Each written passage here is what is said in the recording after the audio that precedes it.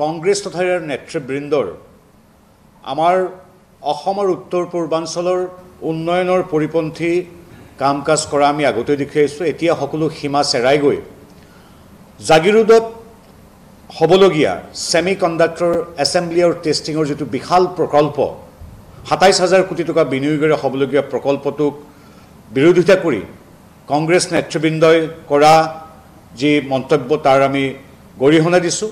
আৰু এই ক্ষেত্ৰত সদায় নিউজত থাকিব বিচৰা অকবি ভূপেন বৰা ডাঙৰীয়া তথা কংগ্ৰেছ নেতৃবৃন্দক আমি এই বিষয়ে স্পষ্টীকৰণ বিচাৰিছোঁ আৰু আহ্বানো জনাইছোঁ, আহক যে কংগ্ৰেছৰ যিটো দ্বিতীয় ফেমিলি বুলি ধৰা হয়, গান্ধী ফেমিলি প্ৰথম আৰু দ্বিতীয় ফেমিলি তেওঁলোকৰ সভাপতি মল্লিকাৰ্জুন খৰ্গেৰ পৰিবাৰক ধৰা হয়। পৰিবাৰ কেন্দ্ৰিক তেওঁলোকৰ গোটেই ব্যৱস্থা সকলোৱে জানে। কংগ্ৰেছৰ দ্বিতীয় পৰিবাৰ শীৰ্ষ পৰিবাৰ মল্লিকাৰ্জুন খৰ্গেৰ পৰিবাৰৰ অন্যতম প্ৰতিনিধি এগৰাকী মন্ত্ৰী প্ৰিয়াংক মল্লিকাৰ্জুন খাৰ্গে ডাঙৰীয়াই আমাৰ সমগ্ৰ উন্নয়নৰ প্ৰক্ৰিয়াটোৰ বিৰুদ্ধাচৰণ কৰি কথা কৈছে যে অসমত কিয় ছেমি কণ্ডাক্টৰ হ'ব লাগে। তেওঁ কৈছে যে অসমত একো নাই, অসমৰ কোনো স্কিল নাই, অসমত আন্তঃগাঁথনি নাই। এইদৰে কেৱল অসমবাসীক অপমান কৰাই নহয়, ভৱিষ্যতে যাতে বিনিয়োগ নাহে তাৰ বাবেও এটা চক্ৰান্তত লিপ্ত হৈছে কংগ্ৰেছৰ কিছু শীৰ্ষ নেতৃত্ব। তাৰে স্পষ্ট প্ৰামাণিক তথ্য ইতিমধ্যে আপোনালোকৰ সংবাদ মাধ্যমতো প্ৰকাশ পাইছে। তেওঁ কৈছে যে কিয় হ'ব লাগে অসমত ছেমি কণ্ডাক্টৰ প্ৰকল্প। কিন্তু আমি জনাই থ'ব বিচাৰিছোঁ যে অসম এতিয়া নৰেন্দ্ৰ মোদীদেৱৰ প্ৰেৰণা আৰু সহযোগিতাৰে ডক্টৰ হিমন্ত বিশ্ব শৰ্মাদেৱৰ নেতৃত্বত বহুদূৰ আগুৱাই গৈছে।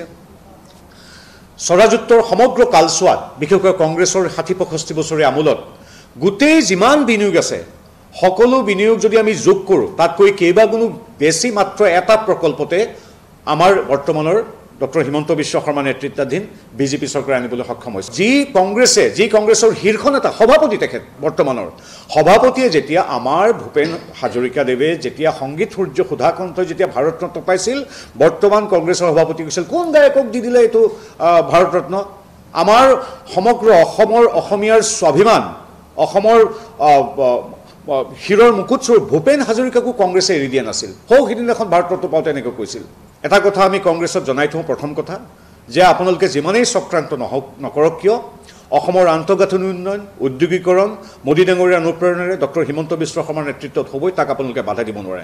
দ্বিতীয়তে কথাই কথাই প্ৰেছৰ মুখামুখি হোৱা ভূপেন বৰা ডাঙৰীয়া, ৰকিবুল হুছেইন ডাঙৰীয়া ইত্যাদিয়ে আজি ক্ষমা খোজক যে হয় এইটো আমাৰ কংগ্ৰেছে ভুল কৰিছিলোঁ, আমি অসমবাসীৰ লগত আছোঁ, অসমবাসীৰ উন্নয়নৰ লগত আছোঁ। গতিকে এইটো এটা প্ৰথম কথা, এটা অতি দুখজনক লজ্জাজনক কথা।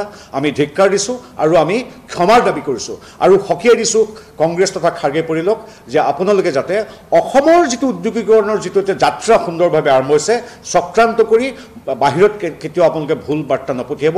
আপোনালোকে আমি এইটো সহজে অনুময় এইখিনি কথাৰ দ্বাৰা আপোনালোকে ভৱিষ্যতে যাতে অসমলৈ বিনিয়োগ নাহে তাৰ বাবে কংগ্ৰেছে তথা কংগ্ৰেছৰ নেতৃবৃন্দই, কংগ্ৰেছৰ দ্বিতীয় শীৰ্ষ পৰিয়ালে চক্ৰান্তত লিপ্ত হৈছে, আমি সকীয়াই দিছোঁ।